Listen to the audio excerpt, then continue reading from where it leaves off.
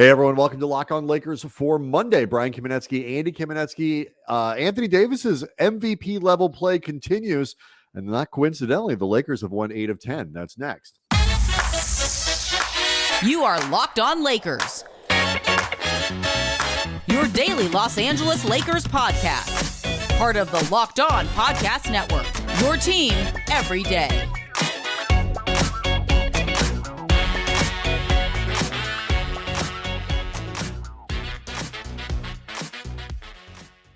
Thanks to everyone for making Locked On Lakers first listen of every day, Monday through Friday, no matter how or where you get your podcasts. Always free, never behind a paywall. And you know what though, Andy?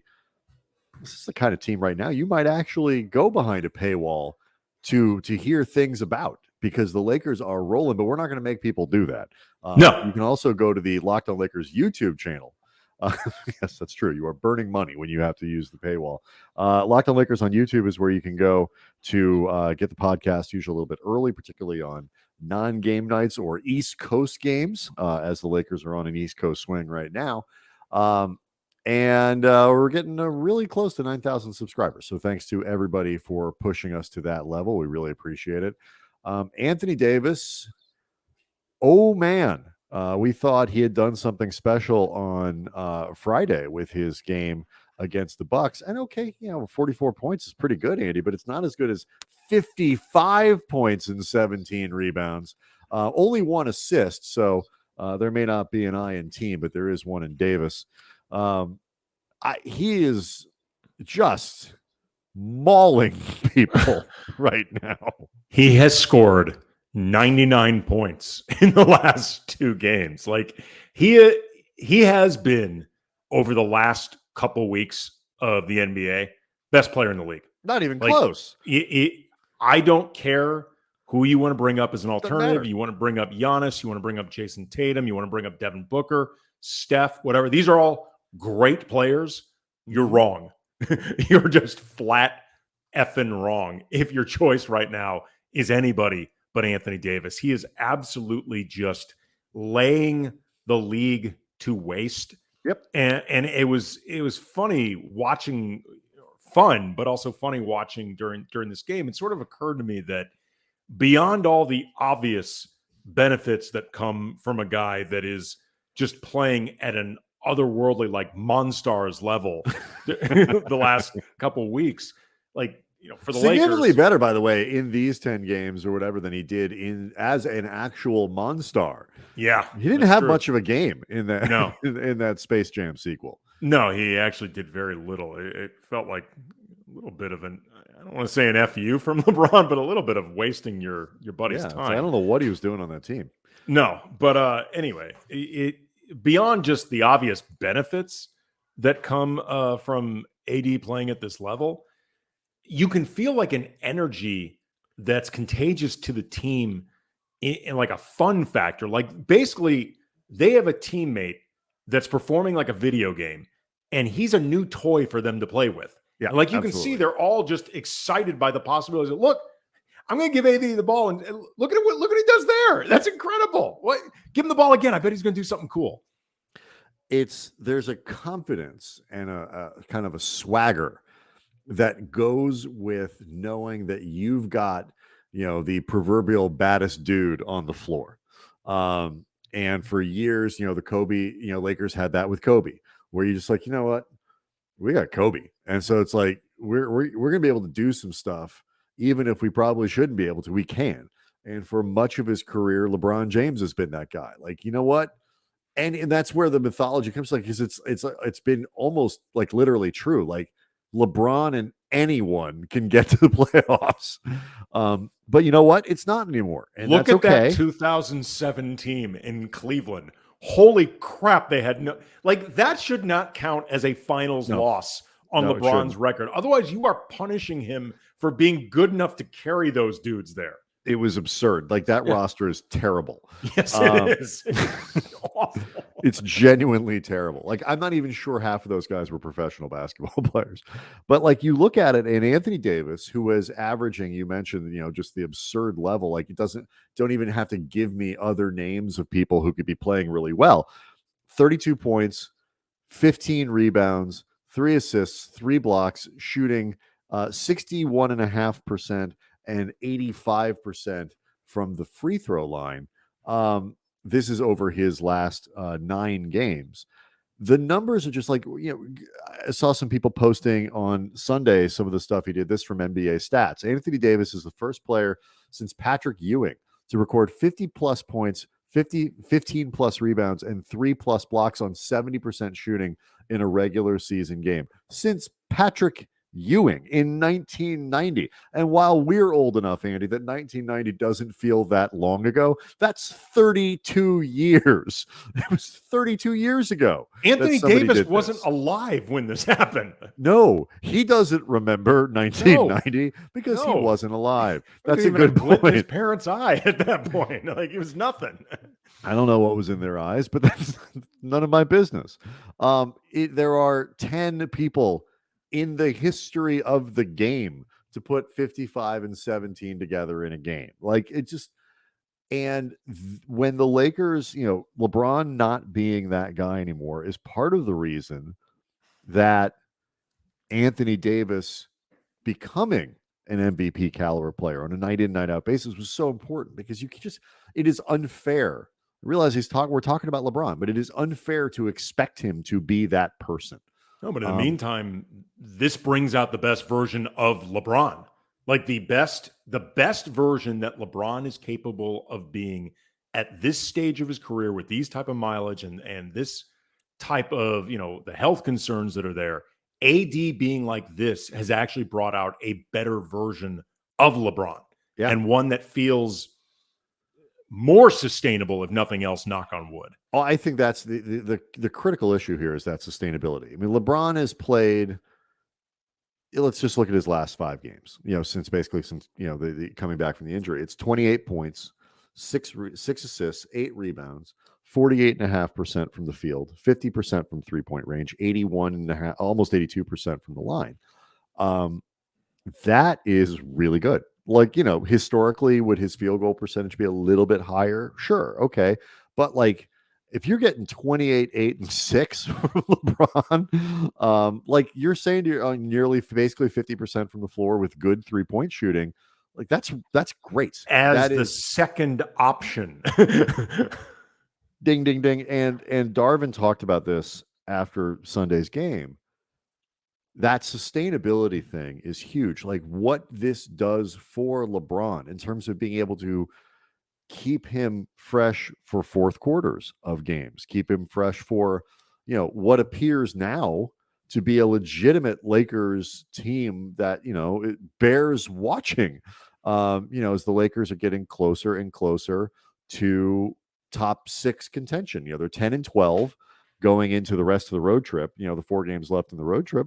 That that leaves them 12th in the conference, but they're only a half game behind Minnesota, as of Sunday night, only a game behind Dallas, only a game and a half behind Portland. Like, there is, that tight Western Conference is working to their benefit right now. And you want to put this in perspective?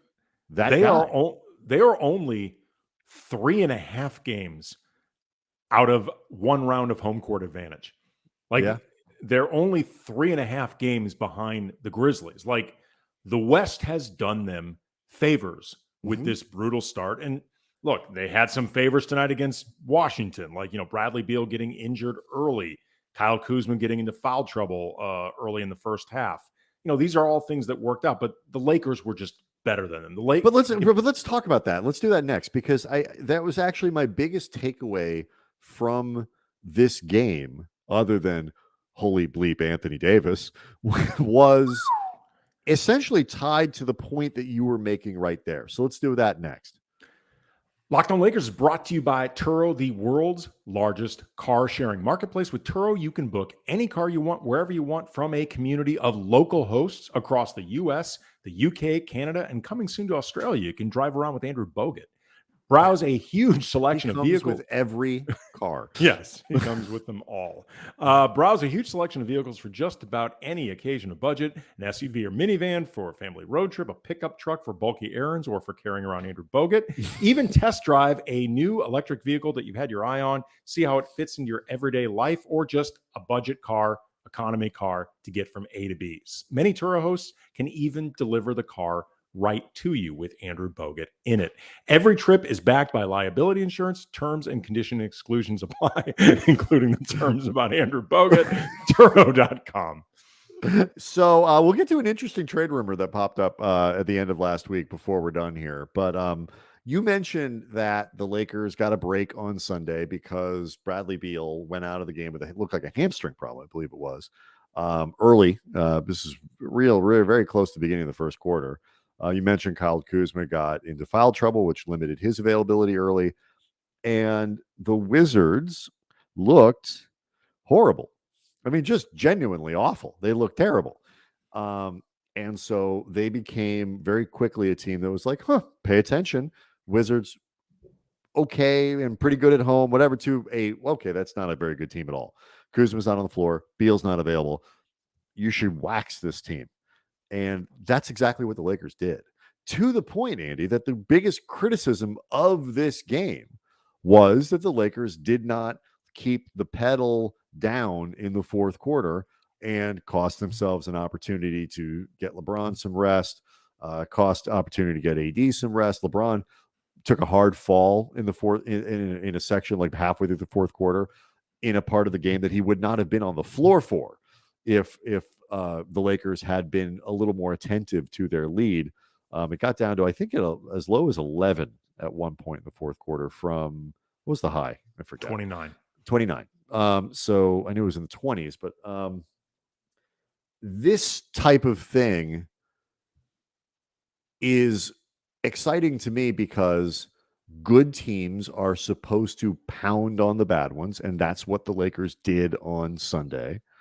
And you're not stepping on the neck of your opponent to give your star players rest is a first world problem, because it only matters if you think games later in the year where they might otherwise be tired are going to matter.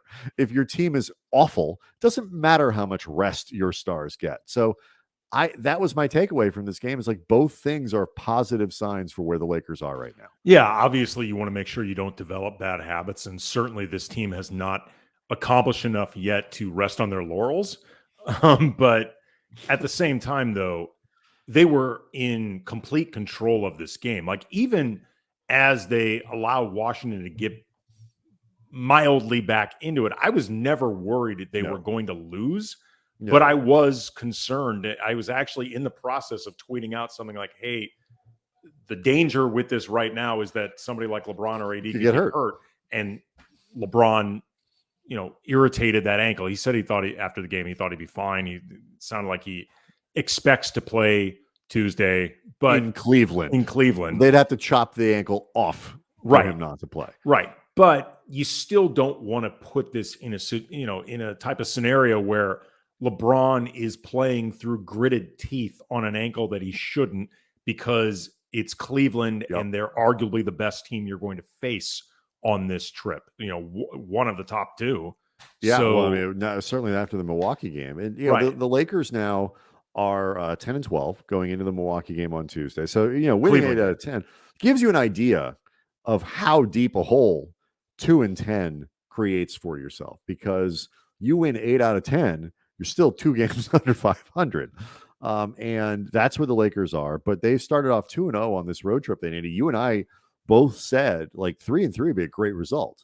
And now to get, you have a legit chance at 4-2, at being closer to 500 when you come back from this trip than you did when you left. And that would be a pretty remarkable achievement for this team, and indicative of like legitimacy. I think like that's the word I keep going back to with this team, is like, how much do you need to see before you consider what they're doing and where they are to be legitimate? And you come back from this trip 4-2, something like that. you got my attention, that's for sure. Yeah, look, I mean, you mentioned first world problems before. They're playing at such a first world problem level that we can start getting into how much what appeared to be the guard rotation in this game might be a problem. They Strange started decisions by Darvin Ham, if nothing else. They Unexpected.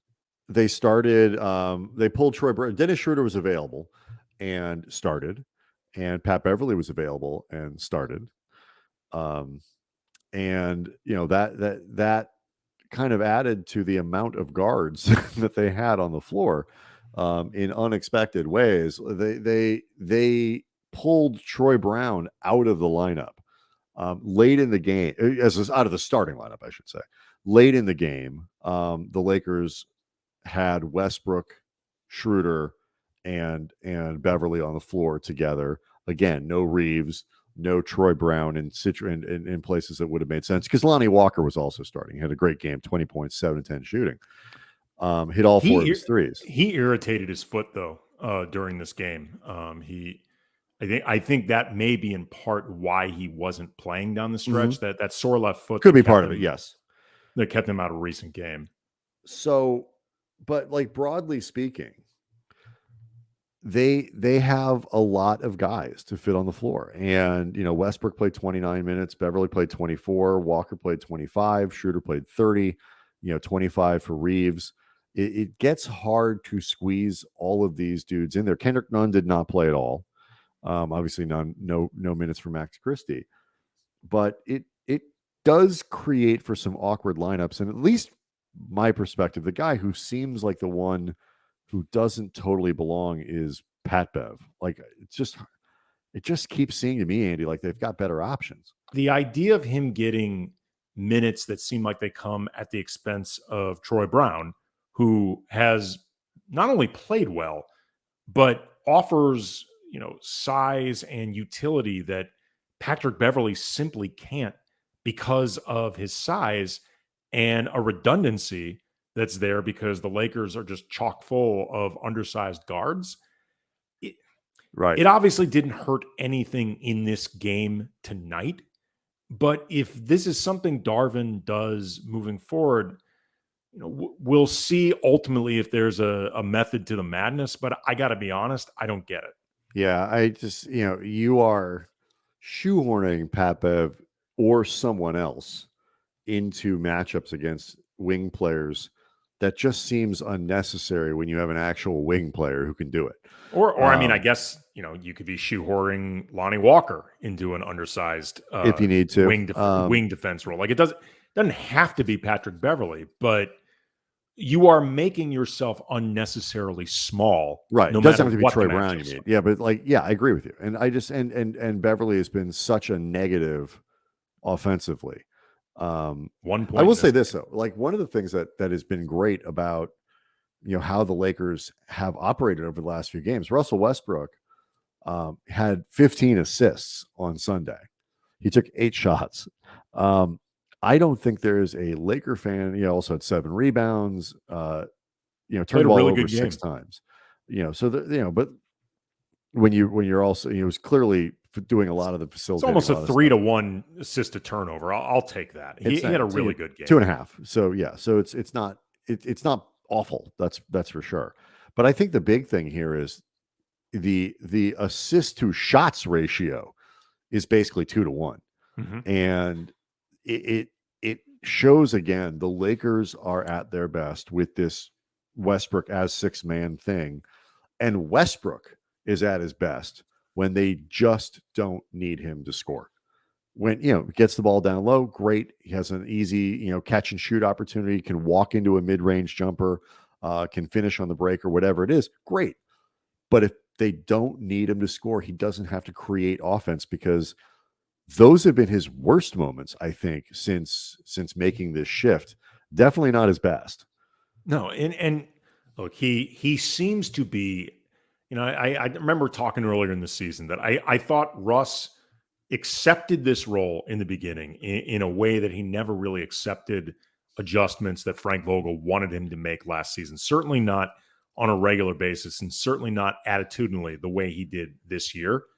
But in the beginning, it didn't seem like he necessarily liked it as much as he just accepted it and said, I'm going to do this wholeheartedly, put my whole chest into it.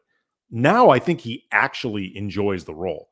Like, it seems like Russ is really having a good time in this role right now. I actually, Jason Timpf, we've talked about him before. He has a podcast on Colin Cowherd's network. He had a good point on Twitter that I probably have noticed this, but I hadn't really thought about this in the same way. He said that he really thinks the team as a whole starts playing with pace the minute Russ gets into the game, but it starts to continue even when he goes back to the bench. There's some truth to that. There's certainly been many instances where that has been true. He is doing stuff right now in this role that seem to benefit him as much as the team, and that's a really good way of keeping him in the headspace that allows it to continue. Yeah, it's one of the great instances of managing to maximize a player's best attributes that you have available to you while minimizing the worst. And Russ as an offensive catalyst through scoring is not where he's at his best, at least for this team. But speaking of that, Andy, speaking of guards, speaking of Russell Westbrook, intriguing trade rumor that surfaced at the end of the week that we haven't had a chance to talk about, that would certainly cost the Lakers Russell Westbrook and reshape the roster, to say the very least. So we'll touch on that next. Locked On Lakers brought to you by Bet Online, your number one source for sports betting, info, stats, news, and analysis. Get the latest odds and trends for every professional and amateur league out there, from football to basketball to soccer and esports. They've got it all at betonline.net. And if you love sports podcasts, which of course you do, you are listening to one right now, you can find those at BetOnline as well. Just tons and tons of content and information. The fastest, easiest way to get your betting fix. So head to the website today or use your mobile device to learn more. BetOnline, where the game starts. So Bill Simmons, I think, floated something similar to this. And Zach Lowe, I think, noted that the Lakers front office at very least would be open to something along these lines. The idea, Andy, of a DeMar DeRozan and Nikola Vucevic trade that would involve Russ and those picks was making the rounds around social media last week.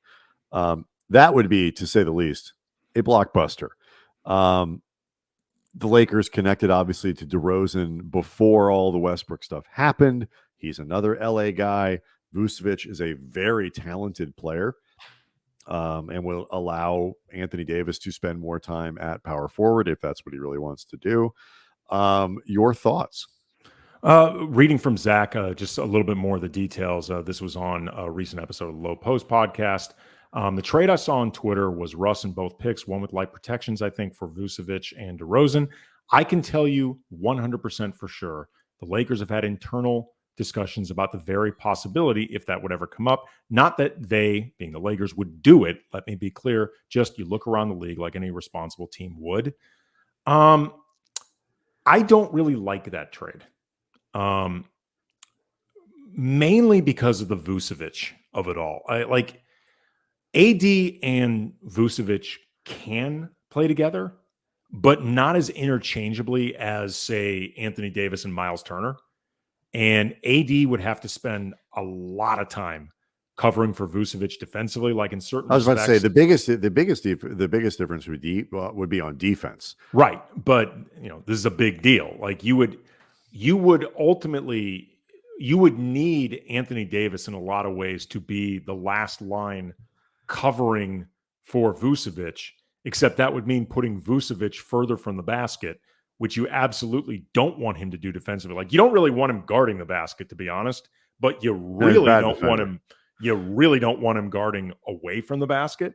So I think it messes up a lot of what works for them defensively now, or what would work for them if they brought in Miles Turner. But then even moving beyond that, do you really want to be in a position of needing to extend Nikola Vucevic or re-sign him? He's a free agent this offseason.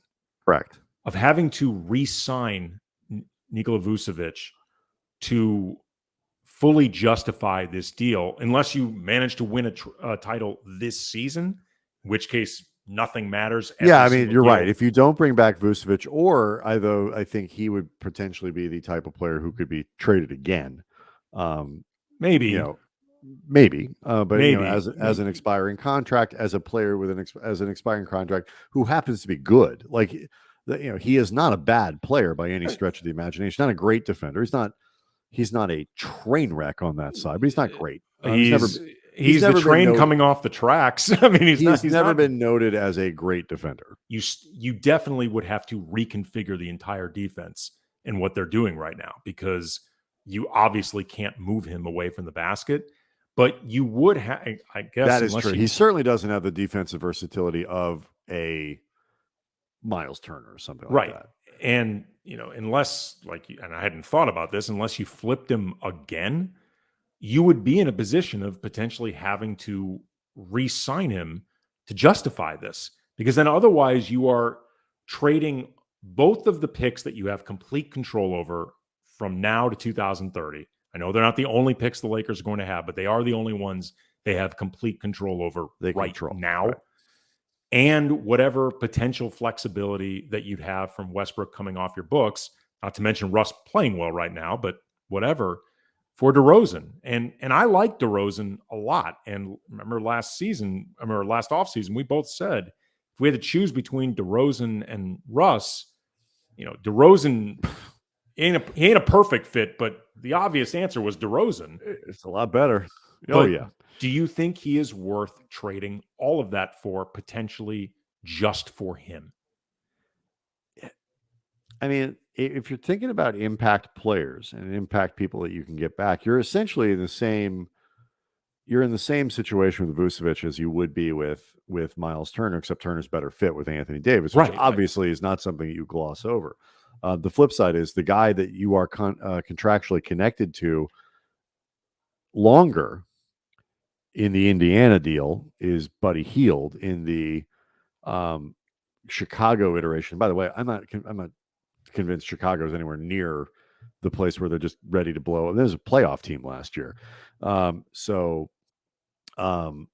like you're then connected to DeRozan, like you have that going forward and can sort of figure it out from there. So you have a much better player coming back to you as the guy who is the one you get to keep, and then you have to figure out what works with Vucevic. It hasn't worked great in Chicago in terms of that pair, the group that they put together.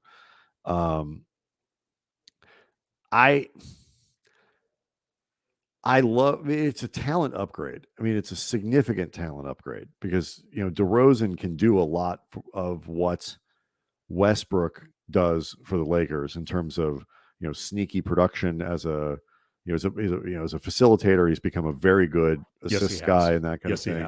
He's a much more reliable source of offense. I think DeRozan and Anthony Davis is a fascinating combination. LeBron can work around how to play. Do they improve from the perimeter with that arrangement? No. Are they good from the perimeter with Russ? No. So meanwhile, you have a much more a player in DeRozan that requires much more attention from opposing teams. DeRozan's not the problem at all. In terms of thinking about this, do you feel like I'd be tempted to make the deal just because you get DeRozan and the talent upgrade in Vucevic, who, if it works next to Davis, even if it's in sort of Vucevic may not like the arrangement very much, but for the Lakers, it could be useful to have a player like him available. Again, very versatile offensive player. Defensively, hopefully you can make him kind of, a neutral factor with some of these other things. And to be honest, I think the best way to play Vucevic would be off the bench. Could be. To be honest. It absolutely could be. And, taking off some of the pressure from Davis, where, you bring in Vucevic, you sit AD, you play them together some, but you don't have to play them together a ton. And maybe he closes games, maybe he doesn't. Again, you're talking about people who can theoretically, at least offensively, take a lot of pressure off of AD. Vucevic is sort of, if Jokic is the incarnation of this new sort of distributing, do everything center, and somebody like Sabonis with Sacramento is like the next step down. Vucevic is kind of like a poor man's Sabonis. He's like not as good as Sabonis, but he's pretty damn close.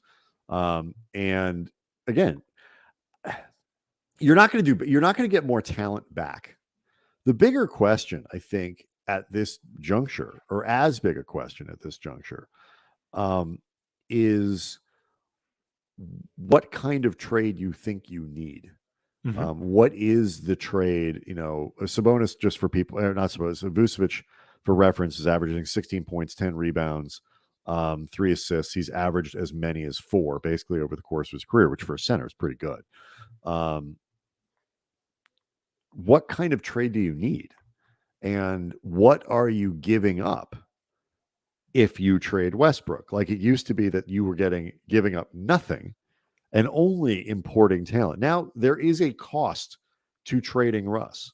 Is it filled by having a bunch of other guards that you can choose from? Is it filled with the talent that you'd be getting back? I'm not sure. Depends on what the deal is. But I think we can quit here. But like the question to leave you and everybody else with is, what should they be thinking about doing? And does it automatically include Westbrook? So that's something to think about over the course of the week. Locked On Lakers on YouTube is where you can go to see the show a little bit early. Some really fun games coming up over the course of the weeks and the week with some good guests lined up as well. So we'll see everybody on Tuesday.